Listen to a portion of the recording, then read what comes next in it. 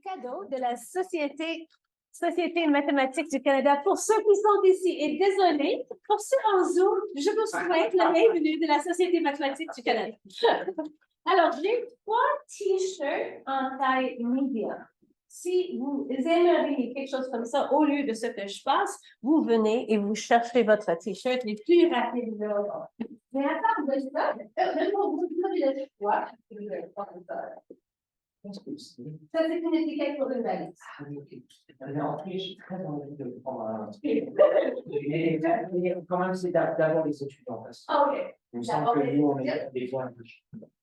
Écouteurs. OK, oui. All right. C'est je pense en fait. Des écouteurs. Ah non, mais Des étiquettes pour valise. oui, c'est le cas. Merci.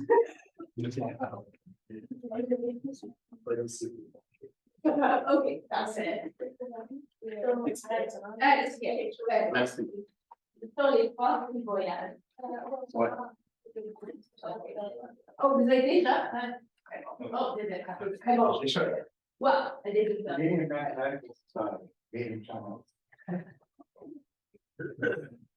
Les écouteurs sont populaires. Tout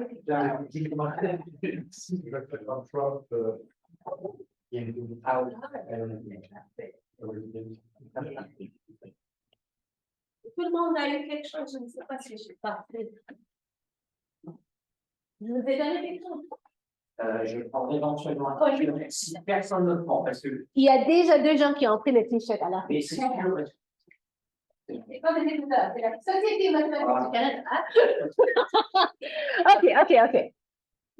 Je vais le mettre tout de suite. Excellent. OK. C'est beau. OK, je juste. OK. Alors, un petit rappel de ce qu'on est. Pardon. Alors, c'est notre 3e cours et j'ai promis les cryptosystèmes post-quantiques et les mathématiques qui les sous-tendent. Alors, dans le cours 1, on a parlé de la cryptographie mathématique. Et l'idée, c'est que, au fond de tout cryptosystème, de toute communication secrète dans ce monde où tout est écouté et copié, toute cette communication dépend d'un problème mathématique difficile. Et on a vraiment élaboré le cas du logarithme discret et voir comment ça nous donne un cryptosystème très efficace qui est utilisé partout. Et puis, dans le 2e cours, on a parlé de l'informatique quantique, qui veut dire la discussion que peut faire un ordinateur quantique. Oh, très bien. Et puis, on a vu que dès qu'on a un ordinateur quantique assez grand, assez puissant, assez fiable, on pourrait craquer les codes qu'on utilise dans tous les navigateurs du monde. À la fin de cette histoire-là, j'avais l'impression que vous êtes tous très déprimés. Et c'est pas du tout l'objectif. En tout moment où tout semble noir et horrible, ça c'est le moment d'opportunité. Alors à dire, qu'est-ce qu'on fait alors? Waouh! C'est là que les matheux prennent la charge.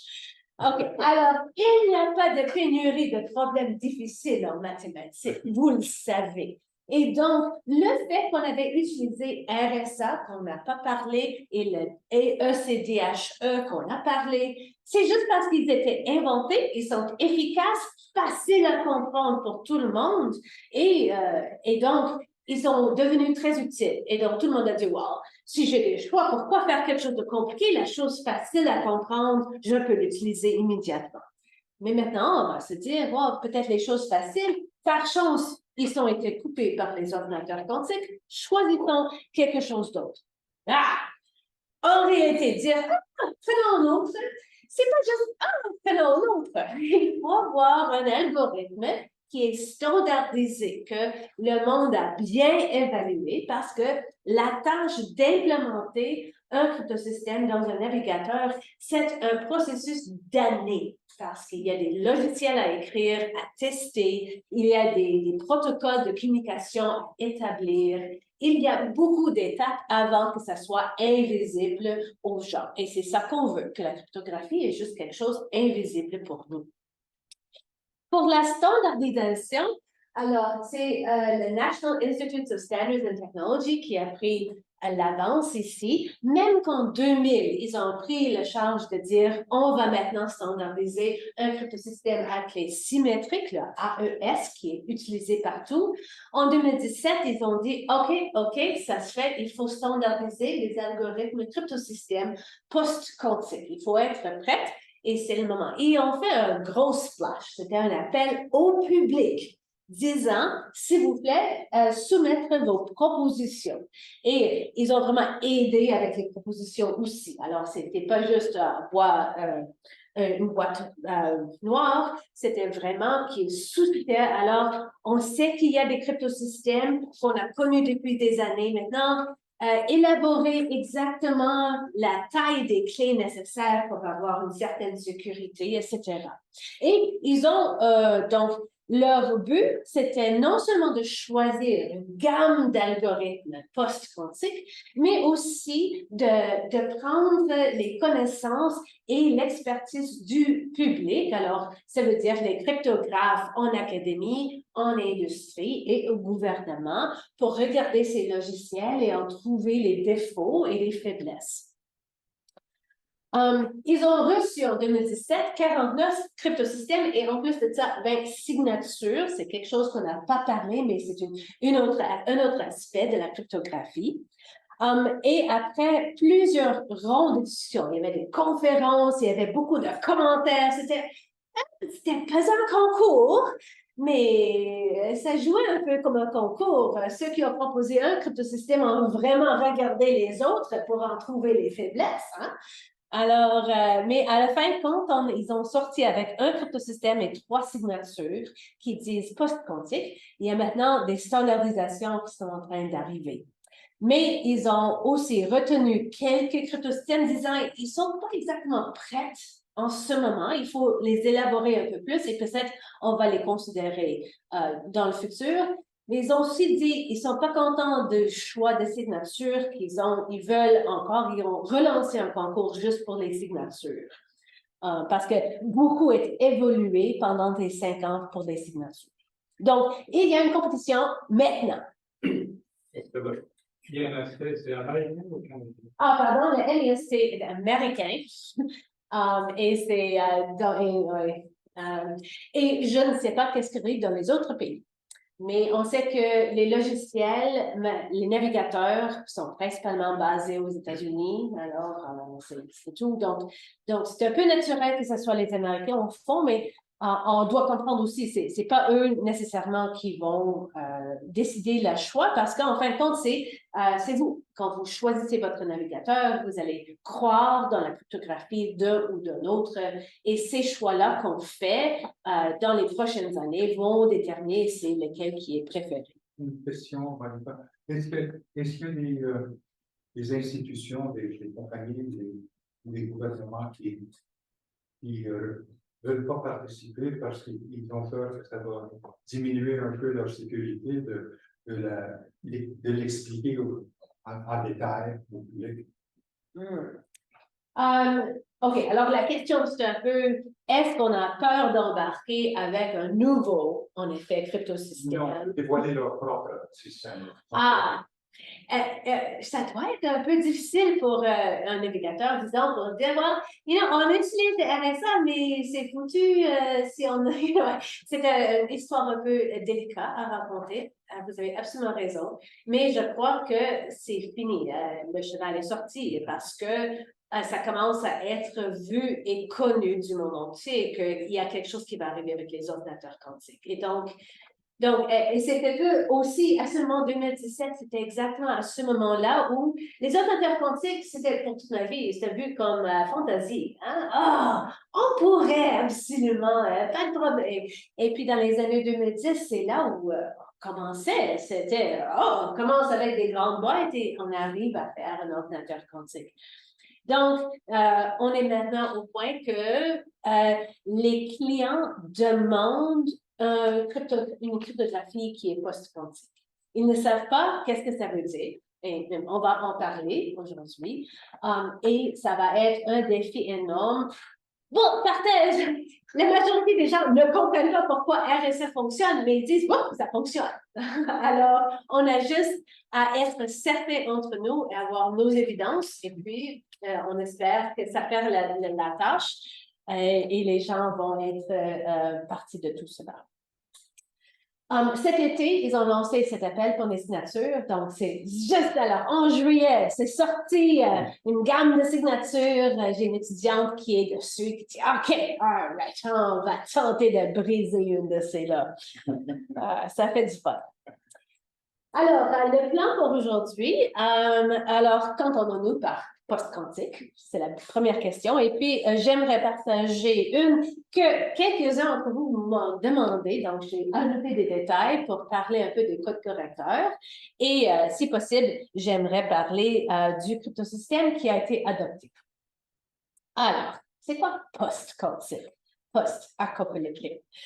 Alors, quels sont les algorithmes quantiques à veiller? Alors, qu'est-ce qu'on est en train de se protéger contre? Un ordinateur quantique peut faire tous les calculs en théorie qu'un ordinateur classique, mais en plus, il pourrait faire certains calculs plus facilement, plus rapidement. On connaît la transfert de Fourier quantique qu'on a utilisé la dernière fois pour calculer les logs discrètes. Cette étape, cette QFT, ça dépendait énormément, c'était la théorie des représentations des groupes abéliens. Et donc, tout problème cryptosystème qui est basé sur un groupe abélien au fond, toute question reliée de la structure de l'ordre de l'élément, de l'ordre du groupe ou bien du log discret sur un groupe abélien sera quelque chose qu'on pourrait imaginer créer un algorithme quantique rapide avec l'aide du QFT. Donc, c'est pour ça que la RSA et le ECDHE tombent à l'eau avec cet algorithme à la base. Il y a un autre algorithme conçu 2 ans d'après par Grover, 1996, et c'était la recherche dans une liste. Si moi, je veux rechercher dans une liste, étant un objet classique, je vais regarder au moins chaque élément de la liste. Pour trouver un élément, ou peut-être j'ai la chance en trouvant la moitié. Mais il existe un algorithme quantique qui réussit à découvrir un élément de la liste non ordonné en tant que racine carrée de n. Oh, alors, ça c'est pas exponentiel de différence, mais c'est quand même important. Mais la solution n'est pas difficile. À chaque fois qu'on a un problème de recherche comme ça, comme chercher la clé privée parmi cette liste de clés possibles, il faut doubler la longueur de la clé. Ce qui fait, alors, si la clé a longueur 10 chiffres décimales, en doublant, ça c'est le carré, et on aura la même sécurité.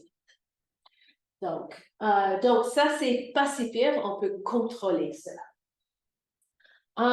Et il y a de tout nouveau un algorithme de 2008, le HHL, et ce que ça fait, ça joue avec un système d'équations linéaire et capable de non trouver la solution, mais trouver une fonction de la solution en temps log n au lieu de log de n. Alors, il y a beaucoup d'hypothèses sur cela. L'idée, ce qui est étonnant de ça, si j'ai un système d'équations linéaires et je veux savoir de la solution, comme être classique, il faut que je regarde toutes les équations. Je ne peux pas éviter. Donc, c'est temps n au moins. Et son algorithme quantique le fait en racine carrée de n. Ou bien c'est de log n, pardon, pas racine carrée, ça c'était quoi? OK. Alors, c'est quelque chose de très spécifique et à date, on n'a pas découvert un cryptosystème proposé pour lequel le HHL fait de quoi ou aide énormément. Mais ça, c'est la liste. Alors, faites ça, qu'est-ce que vous voulez? C'est un peu bizarre que notre liste d'algorithmes quantiques qui sont plus puissants qu'un algorithme classique est si courte. Et que ça prend, alors ça fait quoi? 30 ans, et puis ça fait 15 ans. Alors, il y a des opportunités. On ne croit pas que ça, c'est la liste finale, Donc, il y a des questions, est-ce qu'il y a quelque chose d'autre? On ne le sait pas, mais ça semble un problème très difficile à cause que c'est quelque chose on veut savoir qu'est-ce qu'un ordinateur peut faire et à date, on est arrivé que ces trois choses-là. OK. Alors, quels sont quelques problèmes qui sont dits post-quantiques? Alors, là, on sait les algorithmes qu'il faut viser, et donc on sait qu'il ne faudra pas toucher des groupes finis, par exemple, des groupes abéliens. Mais on connaît beaucoup de problèmes difficiles. Si vous faites la théorie informatique, vous connaissez, il y a des problèmes P contre NP et des problèmes NP difficiles. Sans le définir, ce sont des problèmes, on sait que ce sont des problèmes, on croit vraiment que ce sont des problèmes difficiles à résoudre. Et c'est la théorie de l'informatique qui nous explique qu'ils sont bons. Alors, parmi ces problèmes, plusieurs sont utilisés dans le cryptosystème. L'un, c'est le problème du polynôme multivarié. C'est juste, ça semble très facile. J'ai plusieurs polynômes quadratiques dans plusieurs variables et je vais mettre des valeurs pour toutes les variables dans un corps fini. Donc, il n'y a qu'un nombre fini de vecteurs que je mets dans mon polynôme. J'obtiens la réponse. Et le problème, c'est de la réponse, pouvez-vous en sortir un vecteur qui est la solution? Alors, est-ce qu'on peut résoudre on a un système et beaucoup de fonctions quadratiques dans les variables et beaucoup de variables, mais les ici ne sont que dans un corps fini, par exemple, et la question, c'est trouver une solution de ce système, étant donné qu'elle est résolue. Ça semble pas très fort, mais en fait, on n'a pas de bon algorithme pour ça. Les algorithmes consistent à peu près à chercher la liste de tout. Donc, il y a plusieurs qui sont comme ça. Une autre sorte, c'est des fonctions de hachage cryptographique. Une fonction de hachage, c'est une fonction qui prend n'importe quoi, vraiment n'importe quel entier comme donnée, et donne comme réponse quelque chose de taille finie. Alors, c'est très, très, très utile en informatique. Et on imagine que c'est quelque chose qui donne comme le sel sur un document qui dit, oh, oui, ça c'est le document que j'avais. Et le problème, c'est que on veut que la fonction soit telle que c'est très difficile de trouver une collision, c'est-à-dire de trouver deux données qui auront le même hachage.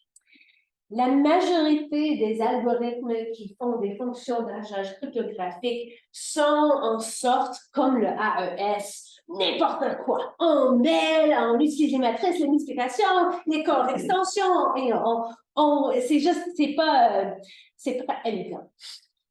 Mais élégance est l'ennemi d'une fonction de hachage. Un troisième, c'est le problème du plus petit vecteur. Un réseau, c'est alors quelque chose comme Z2 dans R2. Alors, c'est un sous-groupe discret. Et alors, ce qui était un problème intéressant, je vais vous donner des réseaux et que c'est tellement difficile de trouver le vecteur le plus petit autre que 0. 0 est le vecteur le plus petit. À part de ça, trouver le deuxième plus petit vecteur du réseau, ça s'appelle SVP, Shortest Vector Problem. Et ça, c'est quelque chose, dès que la dimension de l'espace augmente, ça devient très difficile, disons exponentiel. OK. Mais les deux derniers sont celles dont on va parler un peu en détail aujourd'hui. Et c'est le premier, c'est des codes correcteurs. Et le dernier, c'est le LWE, apprentissage apprentissage avec erreur. C'est un nom très bizarre, Learning with Errors, mais ça consiste à résoudre un système linéaire approximatif. Je vais en décrire. OK. Question avant que je saute dans le détail. OK. On va maintenant fais une pause et juste, c'est quoi code correcteur? Parce que c'est un concept fantastique, très intéressant, et ça fait les fondements. Je ne vais pas arriver à décrire le cryptosystème en complet. On va sauter à un moment donné, je vais dire baguette magie, et puis on va continuer. OK. Alors, le problème de code correcteur, c'est quelque chose, un problème de communication, mais le problème est différent. Cette fois-ci, j'ai un des Bertrand qui veulent parler, mais c'est pas qu'ils ont peur que quelqu'un écoute, c'est qu'ils ont peur que Bertrand n'écoute pas bien. Alors, il y a une voix de communication bruyante. Alors, on peut imaginer toutes sortes de choses. On dit le bruit pourrait être comme le bruit. Alors, Anne essaie de parler avec Bertrand. Mais typiquement, on imagine que vous faites une transmission à très longue distance et que le signal soit un peu faible et il y a des interventions. À un moment donné, ça arrive et votre ordinateur ne peut pas décider entre est-ce que c'était un 0 ou un 1 ou je crois que c'était cette sorte d'erreur. C'est ça qu'on dit. Alors, on prend comme donné qu'elle envoie un message, elle, quelque chose nous arrive, et lui, il reçoit un vecteur M' qui n'est pas forcément égal à M. Et le problème de la théorie des codes correcteurs, c'est est-ce que c'est possible, est-ce que c'est même possible, avec une fonction mathématique, de reconstruire un M à partir d'un M' qui est endommagé. Sous l'hypothèse que la voie de communication ne soit pas trop bruyante, OK? Alors, on fait des hypothèses qu'il y a un montant de probabilité de destruction. Est-ce que c'est possible? Oui. OK. Alors, juste à penser, je vous donne l'exemple d'existence qui est Anne veut envoyer 0 ou 1. Donc, elle dit 0, 0, 0 et, ou bien 1, 1, 1. Donc, c'est une grande probabilité que Bob va entendre au moins 2 des vecteurs correctement. Donc, OK, parfait. Au lieu d'envoyer juste un 0, elle refait à 3 fois, à 5 fois, à 7 fois, et Bertrand, quand il reçoit la réponse, il prend la majorité. Il dit, ouais, c'était probablement le 0, c'était probablement le 1. Et on peut démontrer, ouais, c'est parfait, c'est pas de problème. C'est juste, c'est pas très efficace d'envoyer 3 fois ou 5 fois le message afin de corriger une petite erreur ici et là. Est-ce qu'on peut faire mieux? OK.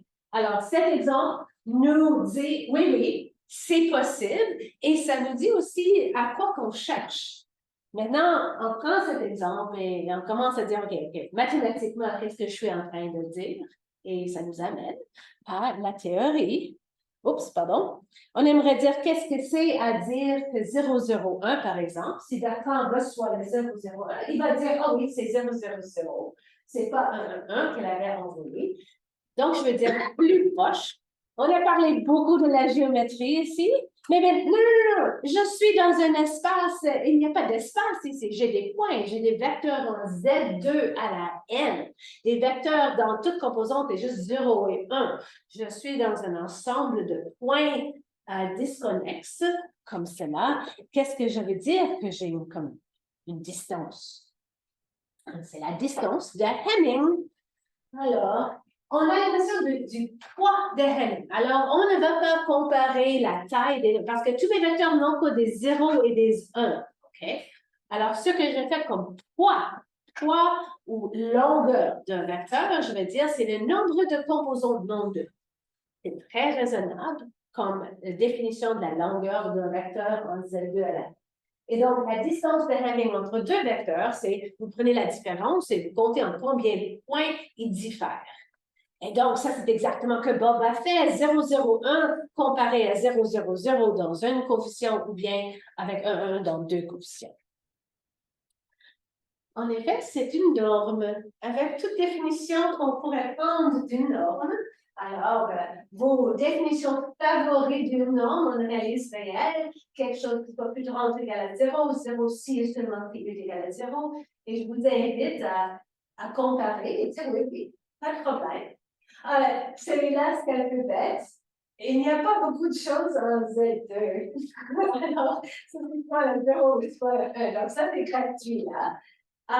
Et c'est là, l'inégalité du triangle, ça prend un peu de pensée. Mais si je diffère, si j'ai un U qui diffère de 0 en quelques bits, et puis j'ai un V qui diffère de 0 en autre bit, quand je les ajoute, well, ça pourrait arriver que les choses non nulles sont dans des points complémentaires. Et donc, je prends la somme des poids, ou bien peut-être les ajouts s'annulent un petit peu et ça se peut que je devienne un peu plus petit que la taille, le poids du. Ah! Mais je viens de dire que c'est une sorte de. C'est les longueurs, et on a parlé beaucoup de la géométrie. Est-ce que ça nom provient d'un produit scalaire, d'une géométrie sur l'espace Z2 à la N? C'est bon peut-être d'imaginer. Ça fait que j'ai très naturel d'en penser, j'ai une notion de longueur. Mais voici, je vais prendre le vecteur 1, 1 en Z2 au carré, et je pense son produit scalaire avec lui-même. 1 plus 1, et ça c'est 0. Alors, je viens de voir que mon produit scalaire sur un corps fini, en effet, ne se comporte pas du tout de la bonne manière. Et la réponse est non. Il n'y a pas de produit scalaire caché en dessous de ça. OK, mais on a une longueur, ça nous suffit. Question sur ça? OK. Maintenant, puisque j'ai une longueur, j'ai le droit à la boule de rayon R. OK, je vais prendre le boule de rayon R dans cet espace, disons, Z2 au cube. Z2 cube à 8 points. Alors, et c'est possible de les dessiner comme un carré si vous voulez, mais oui. Ici, ça explique que la norme n'est pas et donc, induite par le produit scalaire habituel. Oui, le produit scalaire habituel n'est pas horrible. Qu'est-ce que tu peux dire? Il ne satisfait pas aux exigences qu'on aurait besoin. En particulier, ça ne prendra pas de valeur en nombre réel ou nombre complexe ou quoi, ça prend des valeurs comme ça. Et si je prends la norme, le poids de Hamming, j'aurais dit 2. Et donc, c'est bon, merci. Alors, mais ça ne dit pas qu'il n'y a pas un autre produit scalaire qui induirait cette norme-là. OK. Il y a exercice. Il n'existe aucun produit scalaire qui induit le poids de Hamming. Pardon, c'est une bonne point. OK. Et donc, on peut demander le boule de rayon R. Alors, même idée, je veux savoir si vous fixez un point et vous dites combien de vecteurs sont à distance O plus R de ce point-là. C'est de la boule de rayon R. C'est quoi le sens d'un boule de rayon R en Z2, 3? C'est l'espace discret. Alors, on utilise le mot boule. Mais, alors, voici alors, j'ai les coordonnées 0, 0, 0 ici, et ça, c'est peut-être 1, 0, 0, et ça, c'est 0, 1, 0, et ça, c'est 0, 0, 1. Ces trois vecteurs verts sont à distance 1, exactement, de l'origine, qui est le centre de notre boule. Mais ces trois vecteurs ici ont au moins deux composants non nuls, ils sont à distance 2 plus de mon origine. Donc, la boule, en effet, c'est toujours, vous allez dans les axes, et puis, si vous avez la boule de rayon 2, vous prenez les plans à partir de votre point. Alors, la boule n'est absolument pas une boule, mais un petit boule. Okay. Est-ce que ça va? OK. Maintenant, mais pour comprendre ce qu'on veut faire, alors, c'est une boule, ça agit comme les boules de la métrique usuelle. On va faire des dessins comme si c'était Rn, pas de problème. Et notre logique, les détails de nos arguments suivront de la logique qu'on utilisait en Rn, peu importe, qu'elles ne fassent pas du tout l'air comme des boules en Z2. Par exemple, ma définition de code correcteur sera, j'exige que ça soit linéaire. Longueur n veut dire que c'est en Z2 à la n binaire Z2. C'est un sous-espace. Je choisis un sous-espace de mon espace vectoriel très grand, tel que je peux trouver un nombre E, le nombre d'erreurs que je peux corriger, afin que pour tous deux éléments de mon code, mon sous-espace, si je prends la boule de rayon E, ils n'interceptent pas. Alors, je l'imagine, un code caractère, c'est un sous-espace, c'est que si vous dessinez les éléments de ce sous-espace et cette boule de rayon E, ils n'interceptent pas. Pourquoi c'est un code caractère? Si je vous envoie un message et vous recevez un X, il sera quelque part dans l'espace. C'est peut-être difficile et on ne peut rien faire. Mais s'il arrive d'être dans une de ces boules, il n'est pas dans une autre boule pour un autre mot de code. Donc, forcément, il est plus proche à celui-là. J'ai l'impression que tous les sous-espaces sont des codes correcteurs parce qu'on pourrait prendre E qui est donc plus grand égal à 1. Oui, oui. Si je prends deux mots si j'ai un sous-espace qui contient deux mots de code qui sont vraiment rapprochés, comme alors tout sous-espace va contenir comme 0, 0, 0. Si j'ai cela, j'ai des problèmes parce que toute boule de rayon positif, mais c'est exactement ça l'enjeu. Oh, wow, comment trouver? Peut-être aussi pour rassurer, si on prend un espace vraiment grand et je prends un sous-espace de taille, de dimension la moitié, en effet, ce serait comme caractère, comme à presque 100%.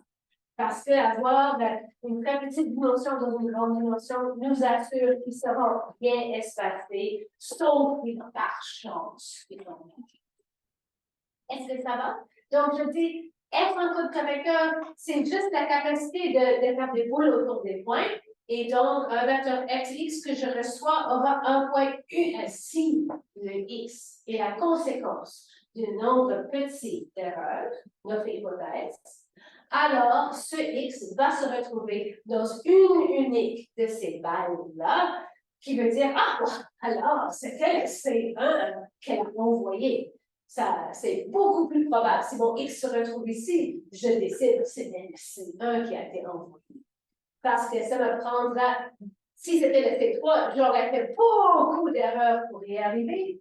Et je prends pour acquis que non, on est dans une situation qu'on n'a pas trop d'erreurs, qu'on est garanti que le nombre d'erreurs ne dépasse pas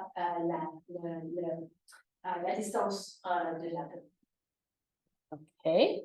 Attends, je suis pas sûr de comprendre que ça veut dire quoi? Ça veut dire qu'on s'autorise à transmettre que des C1, C2, C3, etc., que des gens du sous-espace. Oui, oui, très bon. Et là, je dis que le message que Anne va envoyer est un de ces vecteurs-là. Alors, on peut imaginer le 0, 0, 0 et le 1, 1, 1.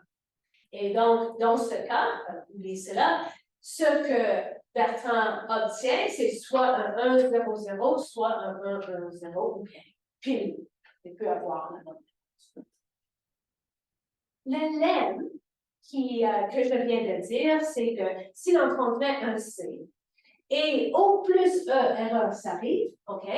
Alors, quel que soit que le X qui soit reçu, je vais reconnaître ou je serai dans la boule de ce rayon et ce serait uniquement l'élément du code le plus proche. Le code, c'est cet sous-espace, cet ensemble de centres. Par exemple, code de Hamming. Alors, c'est M. Hamming qui a tout fait pour commencer ses recherches. Alors, je ne le ferai pas, mais c'est un exercice très intéressant de jouer avec ce code. Alors, c'est un code avec ça comme base.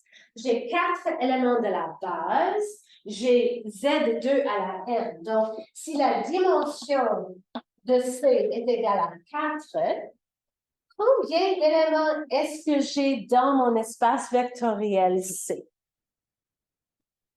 Et peut-être je vais oublier le C et vous dire combien de vecteurs dans Z2 à la K, ou quelque chose comme ça.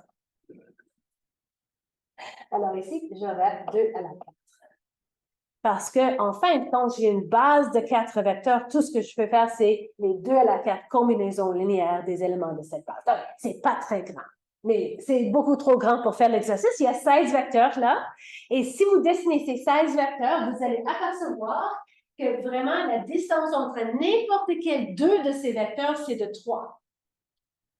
et avec l'inégalité du triangle, si tous mes points de mon code sont éloignés une distance au moins 3 entre eux, la boule de rayon 1 ne pourrait jamais intercepter une autre boule de rayon 1. Alors, ça, c'est la belle magie. Cette distance est de 3, et donc, mes boules de rayon 1 seront déjointes. Je suis un code correcteur. OK. Ça, c'était un code correcteur très joli, mais on vise quelque chose d'un peu plus grand. All right. Oh, peut-être j'ai déjà. Soit c'est un code de dimension K. Combien de vecteurs faut-il envoyer pour... Oh, alors, peut-être. Ma question ici, c'est on vise du cryptographie et donc je suis en train de commencer à comprendre quelle est la différence de tâches. J'espère quelque chose qui soit facile à faire, mais très difficile à défaire. Donc, combien de vecteurs faut-il envoyer pour communiquer un code?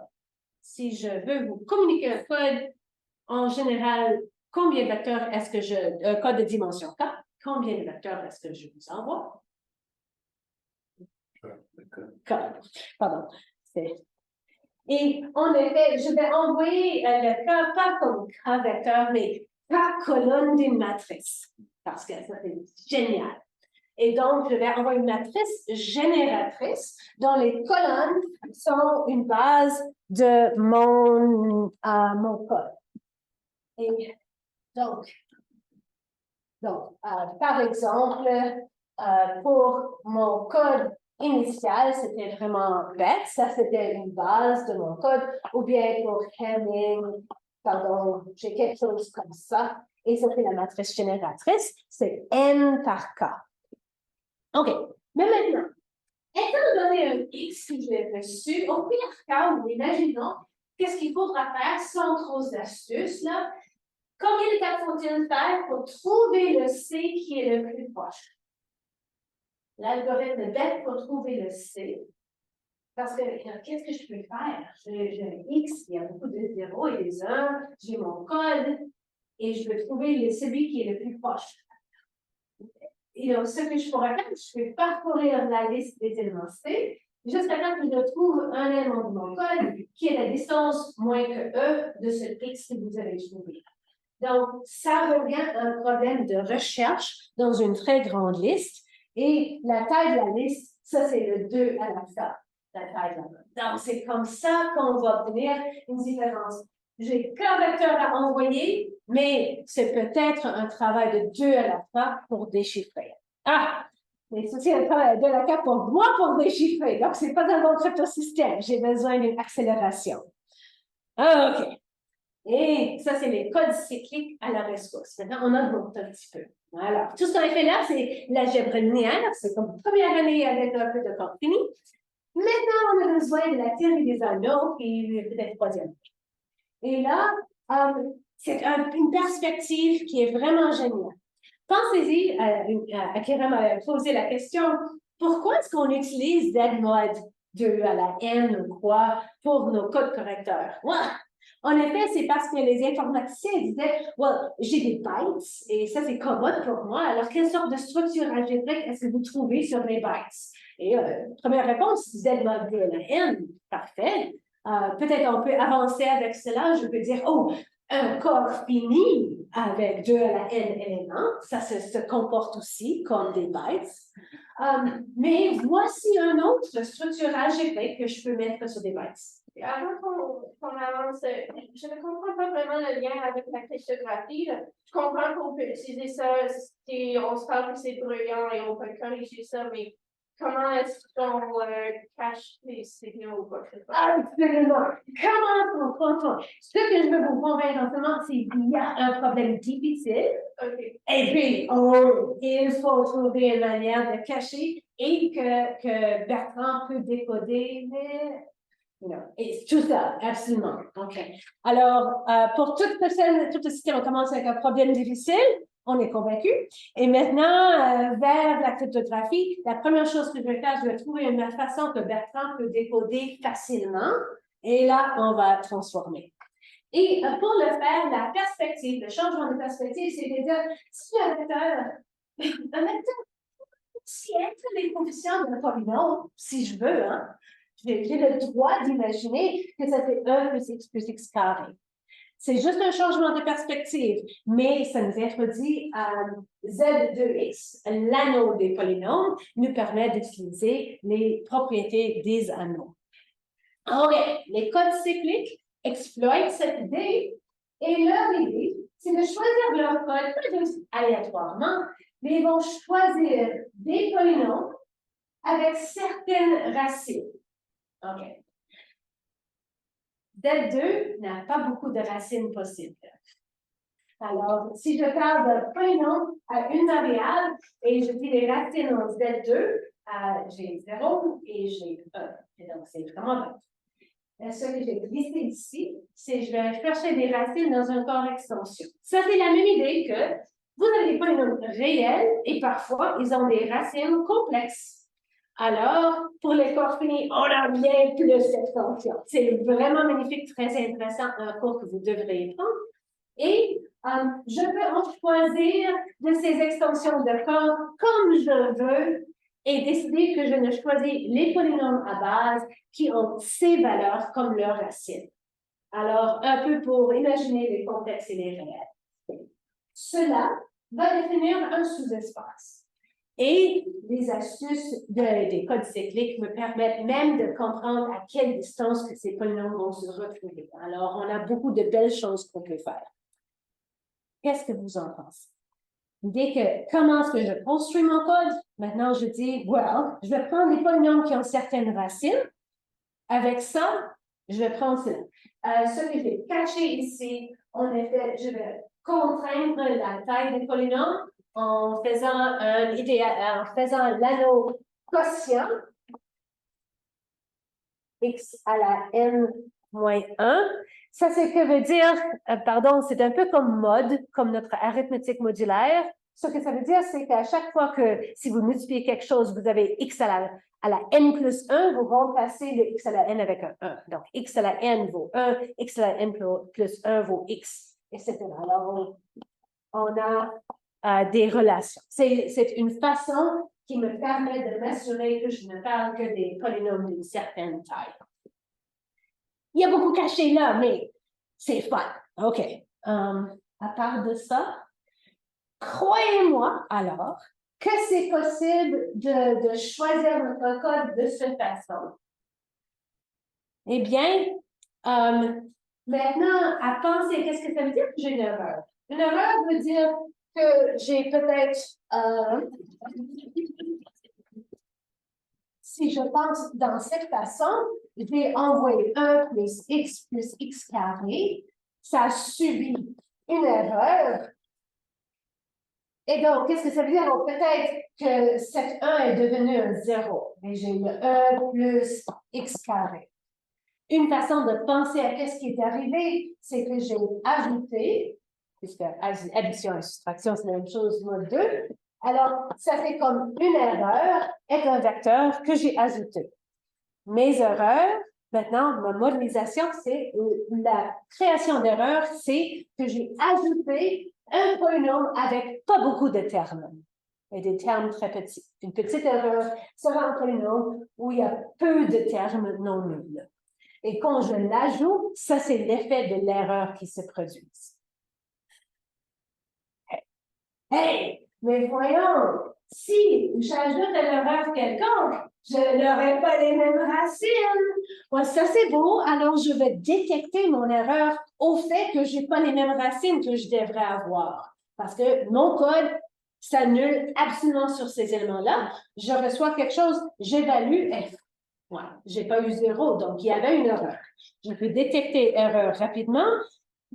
Et étape magie, la façon qu'on choisit ces racines-là dit que les valeurs de ce que je reçois dans ces valeurs racines, alors le E à 1 sera probablement, ça c'est la valeur de U, ce que je reçois, évalué en A1, sera la même chose que E, l'erreur, évaluée en A1.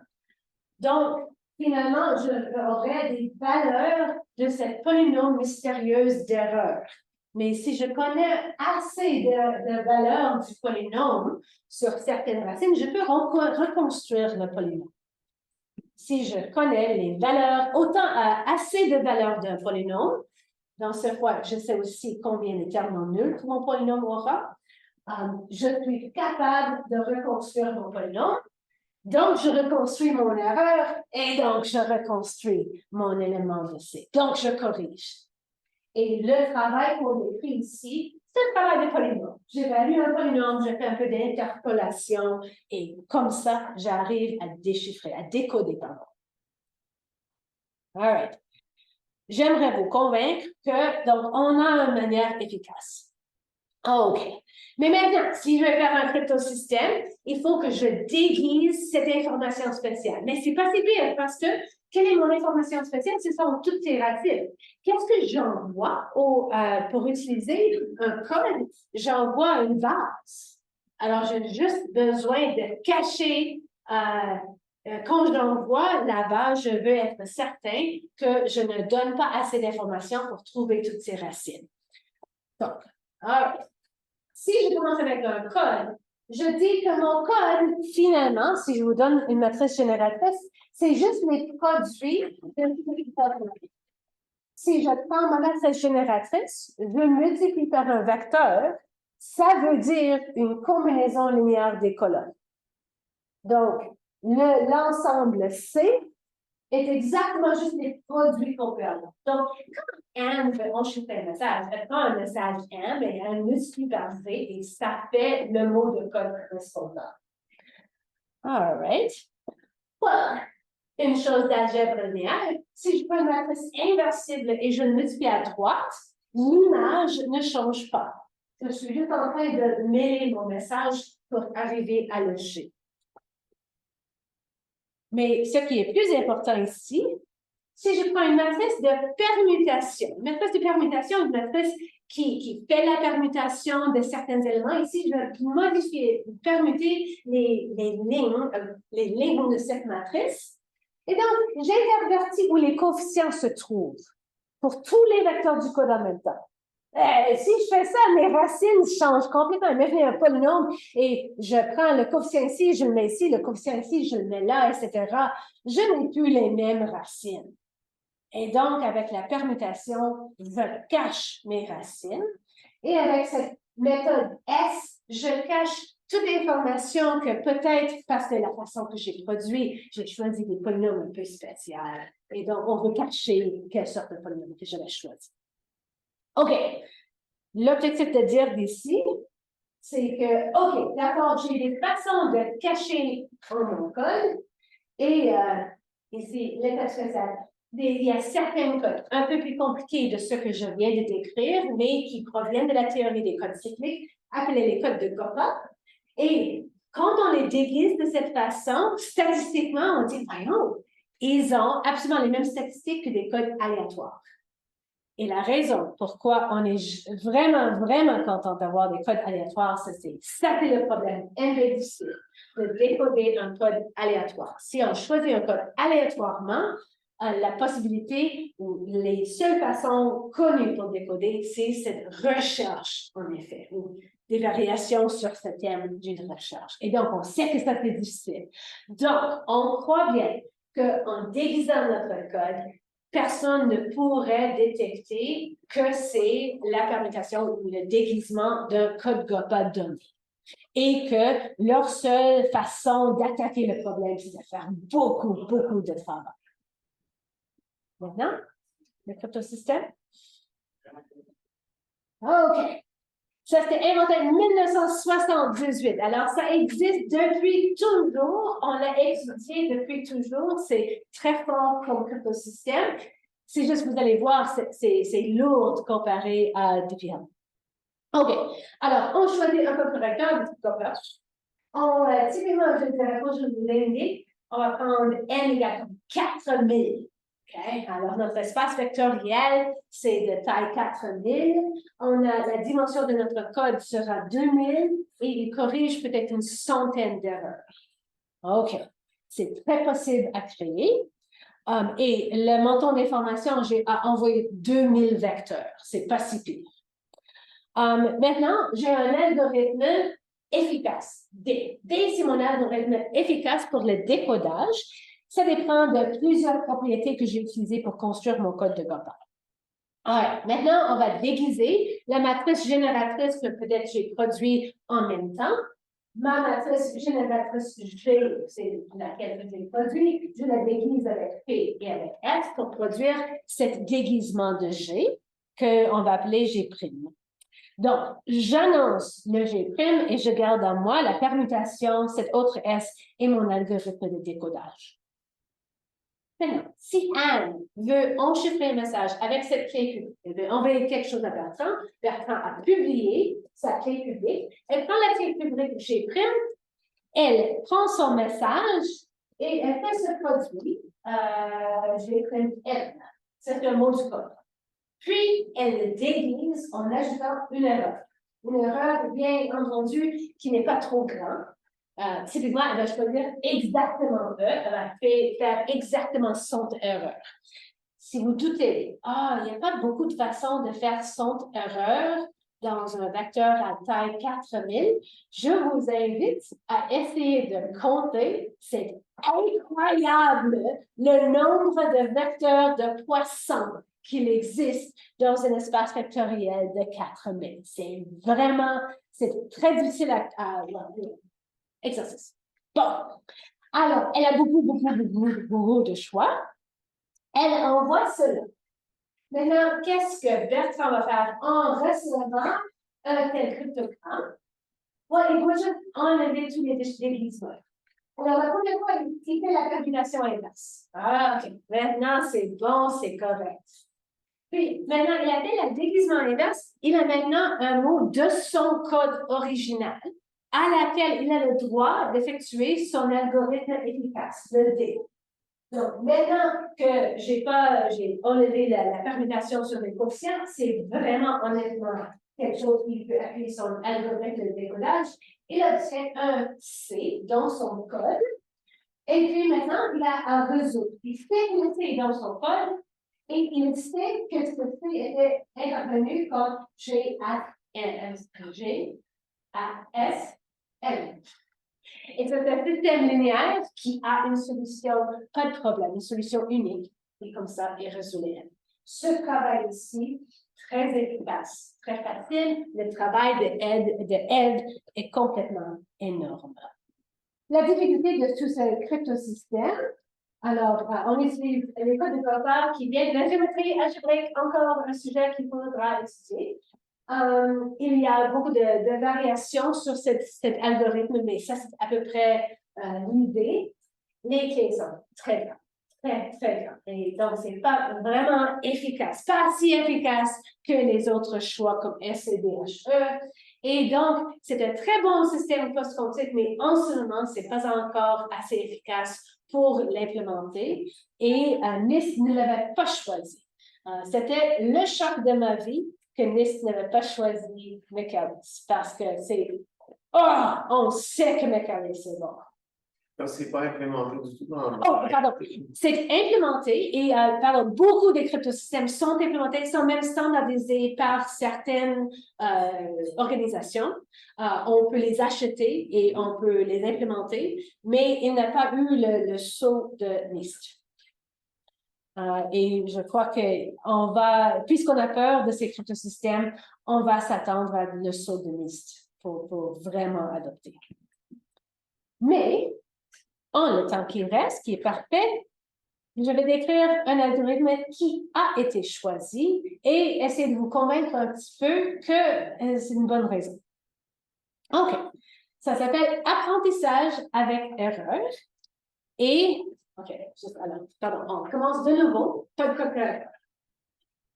J'ai un système linéaire AX égale à B. Résoudre AX égale à B pour le X, facile. Élimination gaussienne. Si j'ai un système AX, et c'est pas exactement égal à B, c'est comme proche à B. Ça, c'est notre problème de Michaelis. Et c'est un problème, en général, un peu difficile. Pas pour les nombres réels. Pour les nombres réels, vous avez appris, j'espère, la méthode de moins 20 carré qui dit, oh, vérifiez à la gauche par à transposer et vous pouvez résoudre ce système et la réponse sera la plus proche à la bonne réponse à votre système de départ. C'est une solution qui utilise la géométrie de l'espace euclidien pour trouver un vecteur plus proche. On n'a pas de géométrie sur ZP, on n'a pas d'algorithme pour résoudre cela. Et c'est en partie pourquoi le déchiffrage, le décodage, pardon, de Macalister, de tous ces codes de compas, est si difficile parce que j'avais un système exact, G fois M est égal à C, mais je l'ai perturbé. G fois M est égal à quelque chose un peu proche à C. Et c'est foutu, je ne peux pas trouver la réponse. Je n'ai pas d'algorithme efficace pour trouver cette réponse. Donc, ça, c'est le problème au cœur de toute cette... On vient de parler de code correcteur et toutes sortes de choses, mais en fin de compte, ça, c'était le point. Exactement ça, qu'on ne peut pas résoudre un système approximatif. OK. All right. Alors, est-ce qu'on peut bâtir un cryptosystème uniquement sur ce problème? Pas de déguisement, pas de discussion de code correcteur, pas d'autres moyens à attaquer le problème, juste uniquement ce problème pour qu'on soit certain que ça, c'est le problème qu'il faudra résoudre afin de craquer le système. Il n'y a pas d'autres portes ou moyens d'entrée.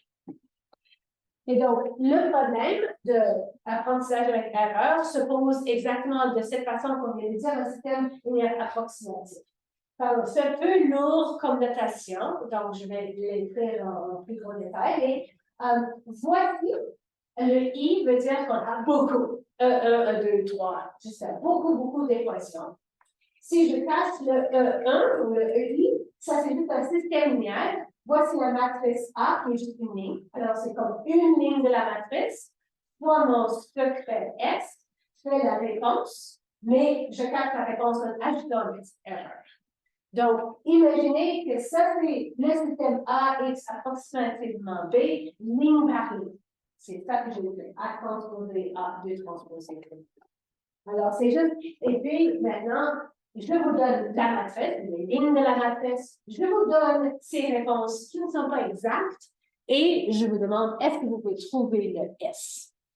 On a des arguments qui nous disent, oui, c'est très difficile de trouver le S. Comment en sortir un cryptosystème? Pour le cryptosystème, alors, bien sûr, la solution S, qui se rapproche, ça, c'est la clé privée. Et la clé publique, c'est cette matrice et les valeurs approximatives. Bon, OK. J'aurais dit un système illustratif d'école. Parce que qu'est-ce qu'on va enchiffrer? On va enchiffrer avec tout ce travail, soit 0, soit 1.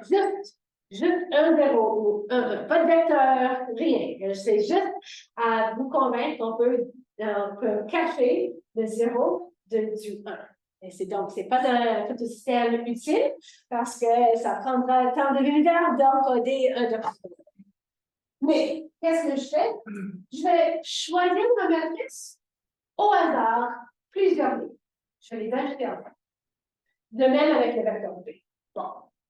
Mais au vecteur B, j'ajoute soit 0, soit P moins 1 sur 2. Alors, le M, c'est 0, 1. Qu'est-ce que c'est? 0, P moins 1 sur 2. ZP est un groupe cyclique additif. Voici, c'est l'horloge. Et ici, à l'autre fond, ça, c'est P moins 1 sur 2. Et voici, en tout cas. Donc, soit que j'ajoute 0, soit j'ajoute quelque chose très loin de 0, aussi loin que possible de 0 sur ce cercle qui est ZP. Ça, c'est ce que je fais ici. OK. Et j'envoie ce cryptogramme. Et le déchiffrement se fait ainsi. Je prends la réponse que j'ai, le B et le A, B moins AS. B, c'est juste une somme de certaines BI, et le AIS est sur la même somme. Et votre B, c'était quelque chose de ça. Et voici, j'ai juste multiplié par S, j'aurais dû mettre une transposée. Désolée. OK.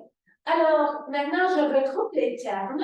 La somme des AIS, chaque AIS de la page précédente, AIS était B moins cette erreur, parce que BI était AIS plus l'erreur. Donc, ça c'est comment j'ai déguisé le système approximatif. Et maintenant, ça termine avec ça, et j'obtiens la chose que je veux, et la somme de mes erreurs. Qui était si petit, on va garantir que la somme des erreurs ne peut qu'arriver dans un petit intervalle. C'est impossible. Je choisis mes erreurs en fonction que cette somme ne dépassera jamais la moitié. Et donc, vous êtes certain, vous, si vous vous retrouvez en haut de cette image, c'était le 0. Et si vous vous retrouvez en bas de l'image, c'était le 1 qui a été déguisé.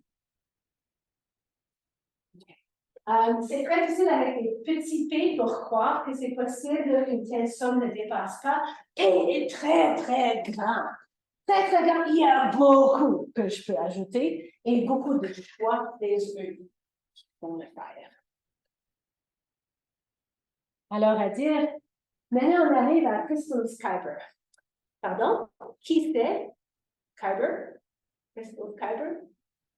De Star Wars? Merci, merci. Kyber, il s'appelle Crystal Cryptographic Suite for Algebraic Lattices, très joli. Ils ont aussi soumis de lithium. Ça vient de... Okay. Merci. Absolument. Ce sont nos amis, là. Ils connaissent des bonnes choses. Alors, exemple, le lithium, qui est une signature qui a été aussi retenue. Mais le Kyber, c'est cette idée qu'on vient de voir, de maintenant magnifier en utilisant, au lieu de l'anneau ZP, il prend des polynômes et un quotient de l'anneau des polynômes, à peu près comme on l'a utilisé auparavant. Et au lieu de juste prendre une somme de lignes de A, ils prennent une combinaison linéaire, alors c'est plus général, et ils ajoutent aussi une petite erreur à ça. Donc, ils ont vraiment beaucoup de petites étapes où ils ajoutent des erreurs aléatoires pour s'assurer de la sécurité. Mais maintenant, ça devient très efficace. Les matrices qu'ils ont besoin d'utiliser, en fin de compte, sont très petites, comme 2 par 2, 3 par 3.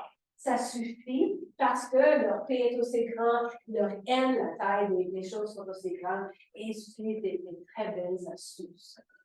Donc, ça, c'est le Crystal Kyber que vous allez bientôt voir dans vos navigateurs. Quand vous allez peser sur le bouton dans 2-3 ans, j'espère, vous allez voir une option que c'était enchiffré par Kyber. Mes conclusions. Alors, vraiment, la chose à dire, c'est que la cryptographie est un domaine très dynamique. Il y a beaucoup de points de départ et on est vraiment dans le moment incroyable pour la cryptographie. Alors, ou bien pour les mathématiques. Parce qu'on peut se poser toutes sortes de questions. Que peuvent faire les ordinateurs quantiques? Alors, trouver des nouveaux algorithmes, même vraiment comprendre les conséquences de la théorie quantique pour qu'est-ce qu'on peut faire, qu'est-ce qu'on peut imaginer. Pour les systèmes cryptographiques quantiques, c'est énorme, c'est fantastique. Il y a aussi toujours le travail de tenter d'attaquer les systèmes qui ont été inventés, toujours chercher c'est quoi la méthode la plus efficace classique pour le résoudre, même quantique pour le résoudre. On a des cryptosystèmes qui ont été proposés mais pas retenus par NIST, qui seront en 2-3 ans, vont revenir et on va retenter de voir s'ils peuvent être bons et efficaces. On veut voir des systèmes qui sont basés sur d'autres problèmes. Parce que vraiment, les grands trois, je dirais, N-True, dont je n'ai pas parlé, Michaelis et LWE sont tous basés sur le problème que si vous ajoutez une petite erreur, c'est impossible de résoudre un système linéaire. Donc, il faut absolument qu'on se pousse à trouver des bons algorithmes de cryptosystèmes qui utilisent d'autres problèmes, au cas où, hein? Au cas que quelqu'un peut trouver une solution quantique. Donc, c'est le début du travail là. Et vraiment, c'est de penser à chaque... Alors, vous, dans vos études, vous serez probablement pas cryptologue, mais vous allez rencontrer des problèmes mathématiques difficiles. Alors, à chaque fois, imaginez-vous, est-ce que c'est un bon cryptosystème? Ça, c'est la façon que vous pouvez ajouter à cette grande histoire. Alors, je vais dire, absolument, le futur de des cryptosystèmes est vraiment fortement mathématique. Alors, l'avenir appartient à vous. Et des références. Merci. Pour les gars, vous avez des questions, des commentaires? On les C'est cadeau de la société mathématique.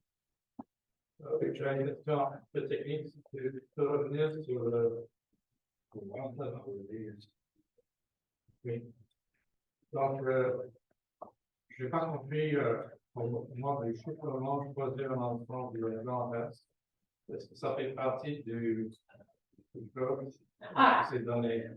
Oui, merci. Alors, Bertrand a publié la clé publique et moi, Anne, je vais choisir aléatoirement un sous-ensemble des lignes de sa matrice. Je ne veux pas utiliser toujours le même ensemble de choses parce que finalement, j'aurai un système linéaire et je veux que le système linéaire soit légèrement différent à chaque fois que je l'utilise. Donc, je vais choisir un sous-ensemble de taille précise, probablement. Est-ce que ça fait la question? Et donc, ce qu'on arrive au déchiffrement, on n'a pas besoin de connaître. Non, parce que ça donne une chose. Ça, c'est fantastique. Tout ce qu'on doit savoir, c'est que la somme des erreurs sur S ne dépasse pas le valeur. Donc, c'est-à-dire que si tu choisis un S assez petit, l'erreur sera petite. Alors, il y a peut-être des choses, mais c'est comme ça. Et il faut aussi penser les erreurs, parfois ils sont petites, parfois négatives. Donc, on a le cas, pas comme dans le décodage et le problème de la calorie, où les erreurs étaient toujours un, et on ajoutait des erreurs et on ajoutait exactement son erreur. Ici, parfois, je devais ajouter 2, parfois, je me soustraire 3, parce que je devais toujours avoir mes erreurs juste ici. Alors, parfois, j'ajoute, parfois, je soustrais. Et donc, en général, je crois que ce qu'on fait, en réalité, c'est qu'on propose qu'en grande probabilité, on aura que cela est assez petit et ça suffit. Comment on sait que les erreurs sont choisies aléatoirement? Comment est-ce qu'elle va choisir les S aléatoirement? Oui, parce que les algorithmes, c'est pas que les algorithmes sont seulement pseudo-random, pas complètement random. Alors, C'est très bon. Alors, la question de produire quelque chose aléatoire n'est pas résolue. Et donc, on se fie sur quelque chose de pseudo-random. Je ne sais pas qu'est-ce qu'ils ont choisi exactement comme interprétation, mais c'est une question importante. Parce qu'on ne veut pas que qu'on utilise un algorithme pour produire cela, que quelqu'un d'autre pourrait détecter. Par contre, à d'autres systèmes que vous aurez peut-être vu, cette fois, il n'y a rien de spécial de la façon. C'est elle qui choisit une fois pour tout, elle fait les calculs et peut définir le S. Et donc, pour elle, elle peut complètement demander à son outil, je vais dire, un interprétateur, vous choisissez, mais en tout cas, elle peut choisir indépendamment le 0, le 1 pour chacune des éléments de son ensemble, inclure pas inclure, avec quelque chose de random. Je n'ai pas vu de questions en ligne, alors merci beaucoup encore une fois. Dans la photo, je pense que Monica sera pas là après-midi, alors je vais prévu à la toute fin donner un petit cadeau à chaque conférence. Je vais les donner tout de suite. Donc, avant de donner ici, j'ai fait en plus, alors j'ai ramené quelques chocolats pour chaque conférence. Oui, chocolat.